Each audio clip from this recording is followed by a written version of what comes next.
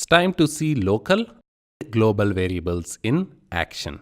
So go to PyDev, go to the functions project, new file, call it local and global .py. Define a variable here, x is equal to 1, 2, 3. Now this is a global variable. This can be accessed anywhere. For example, if I use a print x, that will be printed.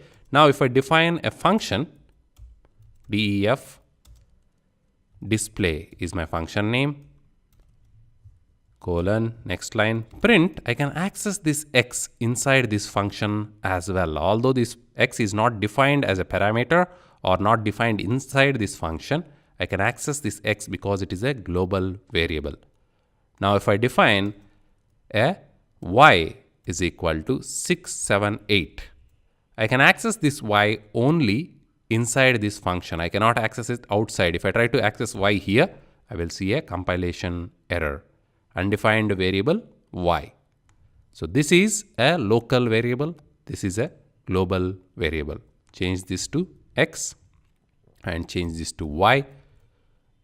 Run the program and we see 1, 2, 3, but not this print statement because we are not invoking that method. Invoke or call display, rerun the program, and you will see 1, 2, 3 and 6, 7, 8. Not an issue. But now let's change this y to x as well. Can you guess what value will be displayed when the display function is invoked? Because now we have the same variable name for the global as well as the local variable.